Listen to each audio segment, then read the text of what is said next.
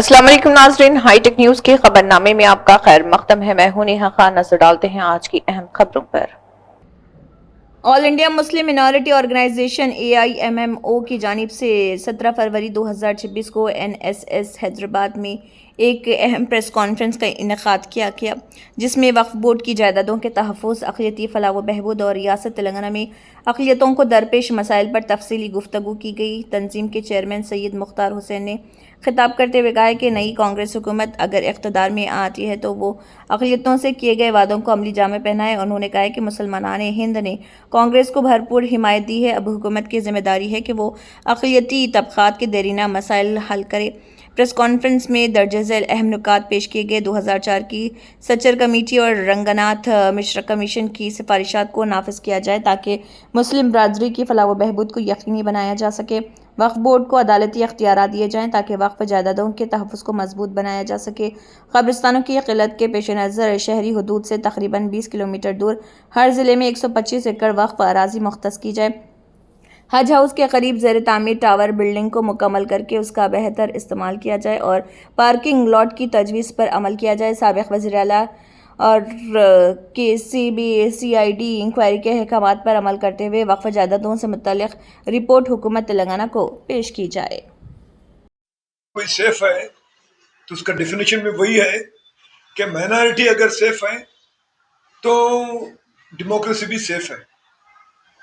तो इलेक्शन से पहले तो वादे किए जाते हैं मगर उन वादों पर अमल नहीं होता। वादे करते क्यों भाई? अगर आपसे अमल आवरी ना हो, आपके पास वो गुंजाइश नहीं हो, मगर क्या है तो वोटों को ये करने के लिए, अपने तरफ अट्रैक्ट करने के लिए बहुत सारे वादे कर लेते हैं। उसके बाद अगर हम इम्प्लीमेंटेशन को देखें तो 50% नहीं, 25% भी नहीं। तो वो वादों को लेकर हम क्या करेंगे जिससे कोई इम्प्लीमेंटेशन ही नहीं है। इससे पहले मुझे याद है जब मैं MP था, जब दिल्ली में प्रेस कॉन्फ्रेंस किया तो लोग बड़े ताज्जुब हो गए। ऑल इंडिया के जो जर्नलिस्ट हैं, अरे साहब हमको ये तमाम चीजें मालूम ही नहीं थे। टाइम टू टाइम आप रखिए, हमको बताइए, जानकारी दीजिए, हमको भी पता चलेगा कि माइनॉरिटी के प्रॉब्लम क्या है जो इंडिया में 20% के करीब है। तो कोई मामूली बात नहीं है। तो हम भी अपने तरफ से टाइम टू टाइम जो है ना प्रेस कॉन्फ्रेंस रख रहे हैं और आप लोगों को के थ्रू पब्लिक को और हुकूमत की तवज्जो भी इधर मबजूल कराने की हम कोशिश कर रहे हैं। सबसे पहली बात यह है, जैसे कि कहा गया, सिद्दीक साहब ने भी कहा और मुख्तार साहब ने भी कहा कि जो अपना गारंटी है, जो इस बारे में हम हमेशा जुडिशियल पावर्स के बारे में बोलते रहते कि जब एक दूसरे तबके को जुडिशियल पावर्स दिए गए तो यह जुडिशियल पावर्स क्यों नहीं देते? सिर्फ खाली डिक्लेरेशंस करने से कोई फायदा नहीं होता, उसके पीछे कुछ ना कुछ ये होना चाहिए कि अगर इन डिक्लेरेशन पे इम्प्लीमेंटेशन नहीं हुआ तो कल के दिन पब्लिक पूछेगी। जैसा कि कहा गया कि वक्फ लैंड बेकार पड़े हुए हैं, उनको ना तो कब्रिस्तान के लिए इस्तेमाल किया जाता, और सबसे जरूरी जो है कई होमलेस लोग जो हैं, लैंडलेस और होमलेस लोगों के लिए वो दिया जाना चाहिए। मगर बात यह कि खाली जुबानी जमा खर्च है। हालांकि हम जाके मिलने के बाद हमसे वादा किया गया, हाँ भाई हम इन मामले में बड़े सीरियसली जो है ना उसको कंसिडर करेंगे बोल के। मगर आज हम वो तमाम कच्चा छट्टा उठाकर देखें तो 25% नहीं हुआ तमाम चीज़ों के बारे में। तो कई जो हजारों एकड़ ज़मीन है गरीबों को देने के बजाय, जो लैंडलेस और होमलेस लोगों को देने के बजाय, ये नहीं है। और जो कारकर्दगी जो चल रही है वहाँ पर वक्फ बोर्ड में, वहाँ पर कोई IAS ऑफिसर नहीं होने की वजह से, और वहाँ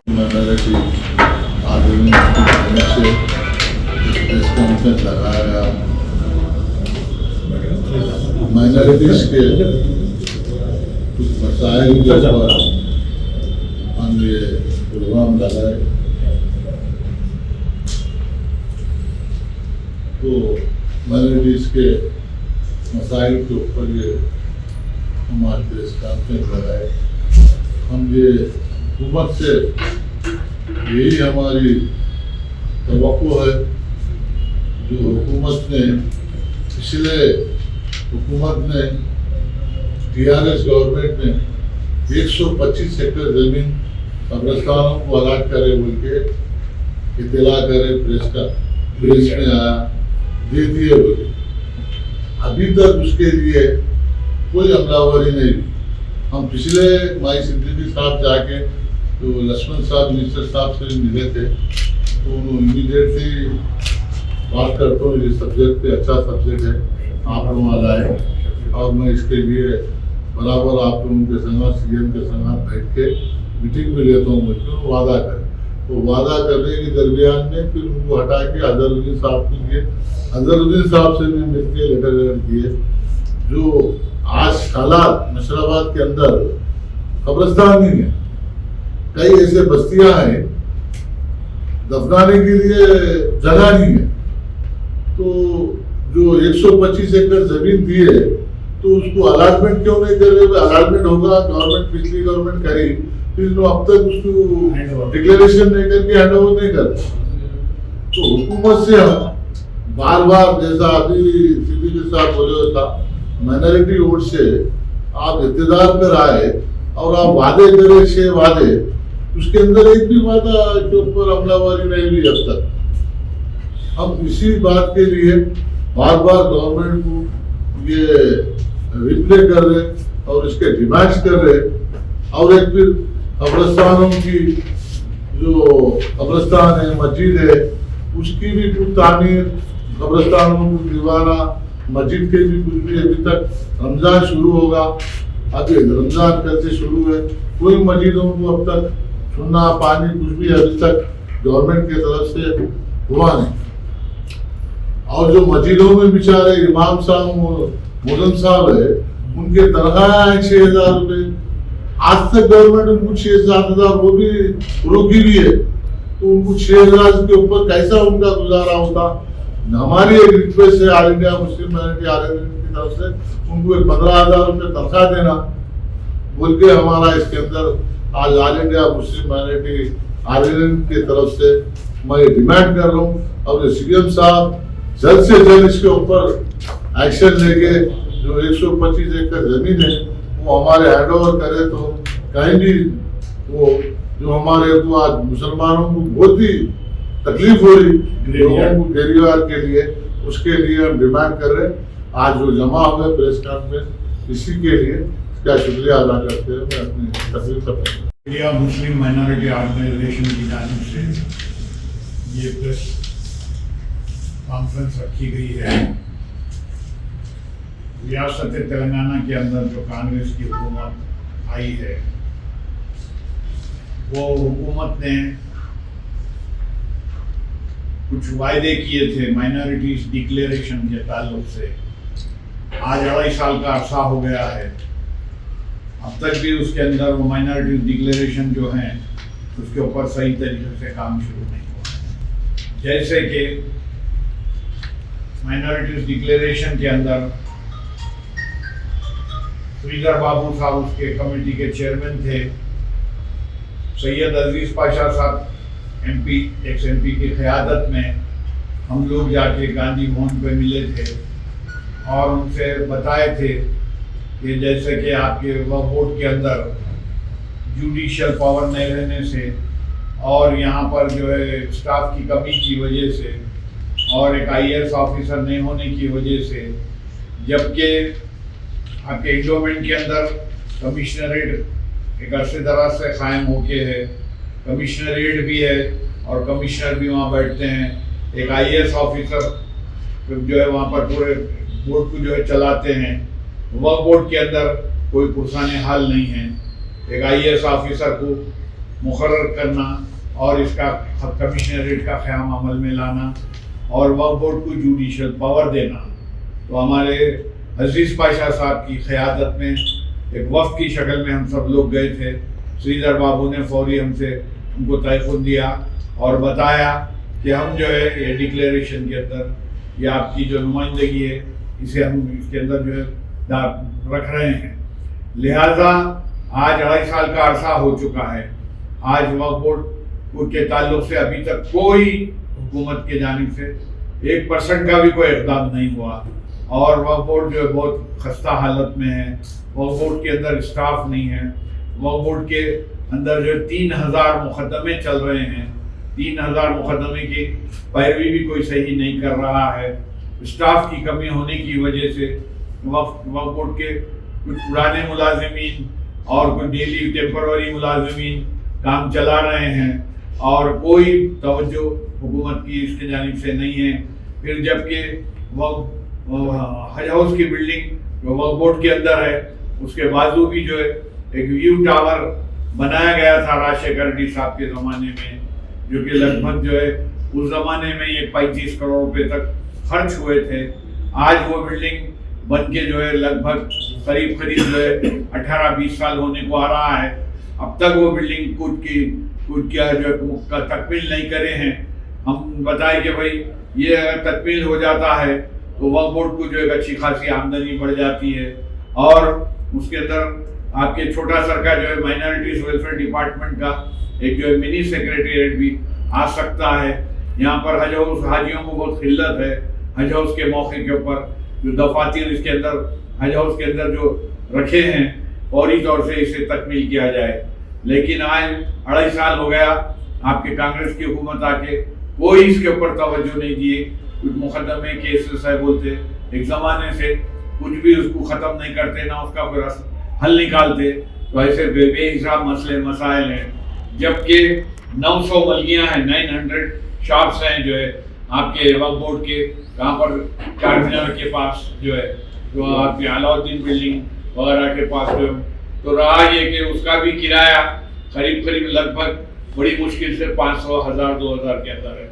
वो लोग एक शॉप को जो है 1-1 लाख रुपए किराए के ऊपर दिए हुए हैं। अगर वो उसको अगर सही ढंग से उसका किराया चालू कर दिए, सही किराएदारों को जो है बना दिए, तो एक वक्फ बोर्ड को एक बहुत बड़ी आमदनी हो सकती है। फिर उससे हट के वक्फ बोर्ड के अंदर इससे पहले जो खामियां खराबियों को दूर करने के लिए हमारे साबिका चीफ मिनिस्टर के चंद्रशेखर राव साहब एक CBCID की इंक्वायरी डाले थे। आज लगभग जो है वो 4 साल के करीब होने को आ रहा है। वो CBCID की जो इंक्वायरी जो थी वो क्या हुआ, उसको मंजर आम पे लाने का था, पेपर के जरिए से पब्लिक में लाने का था कि भाई कौन कौन ये प्रॉपर्टीज को जो है ये कब्जा करके बैठे हुए हैं। जबकि मैं आपके सामने बताऊंगा 33,300 रजिस्टर्ड हैदराबाद के अंदर वक्फ के जो है प्रॉपर्टीज हैं। आज जबकि शहर हैदराबाद के अंदर ही कॉस्टली प्राइम लैंड तकरीबन जो है आपके 2,000-2,500 करोड़ की प्रॉपर्टीज हैं, उसको भी कोई पुरसाने हाल नहीं है। वो भी केसेस चल रहे हैं। केसेस के अंदर बराबर तरीके से एफिडेविट नहीं डालते हैं, केसेस के अंदर वकीला बराबर नहीं जाते हैं। हर सतह से वक्फ बोर्ड के अंदर धांधलियां चल रही हैं। तो अब मैं ये कहूँगा कि भाई वक्फ बोर्ड के अंदर जो खामियां खराबियां हैं, जो उसको जो है दूर करना बेइंतहा जरूरी है। जुडिशियल पावर अगर दे देते हैं तो ये सब मसले मसाइल खत्म हो जाते हैं। फिर उसके साथ साथ चंद्रशेखर राव साहब की हुकूमत में मौज़नीन बोले तो मस्जिद के अंदर जो नमाज पढ़ाते हैं पेश इमाम साहब, वो लोगों को भी जो है 6,000 रुपये 5,000 रुपये के हिसाब से तनख्वाह मुकर्रर करे थे। जबकि इंडोमेंट के अंदर पुजारियों को भी जो है एक अच्छे हैंडसम तनख्वाह है। वैसे ही आपके जो है वक्फ बोर्ड के तहत ये जो मसाजिद के अंदर जो नमाज पढ़ाते हैं जो है इमाम साहब मौज़नीन, उनको भी जो है 5,000 से 6,000 तनख्वाह मुकर्रर करते हैं। 2 महीने तक, 1.5 महीना तक वक्फ बोर्ड के जानिब से सैलरी उनको नहीं मिलते। बड़े अफसोस की बात है। क्यों बोले तो वक्फ बोर्ड के CEO साहब साइन नहीं करे, वो बिल नहीं आया, लिहाजा जो है तनख्वाह आपको नहीं दे सकते हैं। बिल पास होगा तो आपको देंगे। तो वक्फ बोर्ड के अंदर स्टाफ को भी बाद वक्त 1-1 महीना 1.5 महीना लेट तनख्वाह मिल रही है। तो ये सब खराबियां दूर करना बेइंतहा जरूरी है। और हमारा ये आज का हमारे जो प्रेस कॉन्फ्रेंस का मतलब ये है कि भाई ये मौज़नीन जो है इनकी जो तनख्वाह बढ़ा के आज के महंगाई के ज़माने में 20,000 रुपये कम से कम करना चाहिए। तो उनकी भी गुज़र औक़ात हो सकती है, वो सब चीज़ें हैं। और फिर केसेस का मसला है, उसको भी सही तरीके से पर्सिवेट करना ज़रूरी है। वर्क बोर्ड में स्टाफ कम होने की वजह से करप्शन भी बहुत है, वो सब चीज़ों को जो है दूर करना चाहिए। फिर उससे हट के मैं मौके पे इतना ही कहूँगा कि भाई आंध्र प्रदेश पहले एक ही था, अब उसके दो टुकड़े हो गए, तेलंगाना हो गया कि आंध्रा हो गया।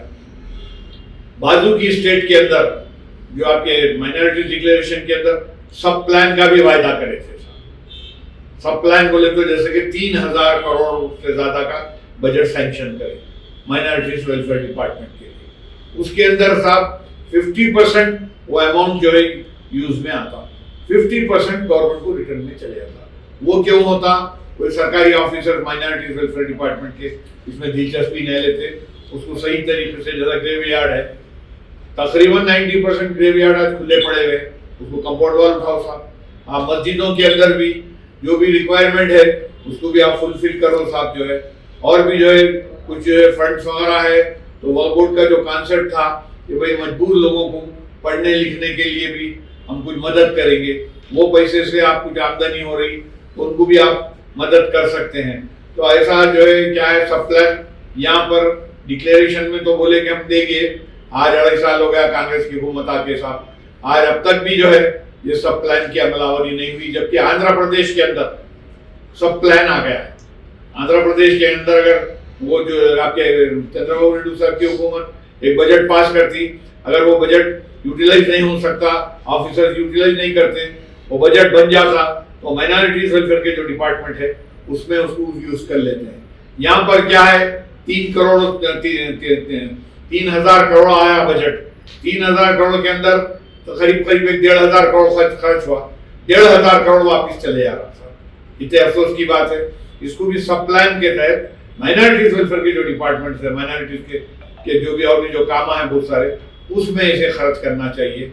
ये भी अब तक भी इसके ऊपर भी कोई एक्शन नहीं हुआ। सब प्लान भी आना बहुत जरूरी है। जैसे कि उर्दू है, उर्दू को भी साहब जो है ऑफिशियली तौर से सेकंड लैंग्वेज का दर्जा दिए। आज जबकि उर्दू को सेकंड लैंग्वेज का दर्जा देने के बाद उर्दू ऑफिसर्स को अपॉइंट करें, आज तकरीबन 8 साल हो रहा उर्दू ऑफिसर्स अपॉइंट होके जो है उनको कोई प्रमोशन ही नहीं है। दूसरे डिपार्टमेंट के लोगों को प्रमोशन है, उनका सर्विस रिकॉर्ड नहीं है, ये नहीं है, वो नहीं है। फिर उर्दू एकेडमी को भी टाइम टू टाइम पैसा नहीं पहुंचता है, वहां पर भी कभी कभी सैलरी वक्त पे नहीं मिलते हैं। आज उर्दू एकेडमी के अंदर भी जो है उर्दू को जो है जैसा कि आगे बड़ा तरक्की देना चाहिए था, आज उर्दू एकेडमी के अंदर भी उर्दू को सही तरीके से उसका मुकाम नहीं दे रहे हैं साहब।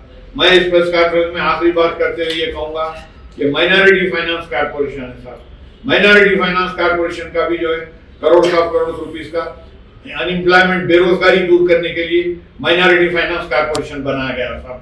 आप लोगों को एम्प्लॉयमेंट देना चाहिए साहब, लेकिन माइनॉरिटी फाइनेंस कारपोरेशन में आज से 5 साल पहले भी लाखों दरखास्तां लिए, कुछ भी नहीं हुआ साहब। परसों नई हुकूमत आने के बाद लाखों दरखास्तां लिए, लोन देंगे, कुछ भी नहीं हुआ।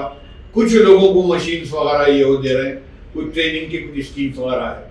तो माइनॉरिटी फाइनेंस कारपोरेशन का जो कॉन्सेप्ट ये था, एनटी रामाराव साहब के जमाने में तेलुगु देशम की हुकूमत में अनएम्प्लॉयमेंट को दूर करने के लिए जो था, बेरोजगारी को दूर करने के लिए बनाए थे, वो भी टोटली तकरीबन ठप होके रह गया है साहब। उसके अंदर भी कोई लोन मिलता नहीं, कुछ भी नहीं, क्या भी नहीं है साहब। उससे हटके भी प्राइम मिनिस्टर रोजगार योजना मुद्रा एक स्कीम आई हुई है साहब, उसको भी गाइड करना चाहिए माइनॉरिटी फाइनेंस कारपोरेशन वाले। उसमें जो है बहुत बड़ा फंड है, बजट है, एक आदमी को 10-10 लाख 20 लाख तक भी बढ़ा दिए लिमिट, वो भी लोन मिल सकता। लेकिन माइनॉरिटी फाइनेंस कारपोरेशन वाले उसको भी कोई गाइड नहीं करते, उसका भी कोई एप्लीकेशन नहीं है उनके पास, उसके ताल्लुक से भी बात नहीं करते। तो आज माइनॉरिटीज वेलफेयर डिपार्टमेंट के जो स्कीम्स हैं, आज के प्रेस कॉन्फ्रेंस में हमारा बोलने का मतलब ये है कि वो पूरे ठप होके रह गए हैं, कोई पूछने वाला नहीं है।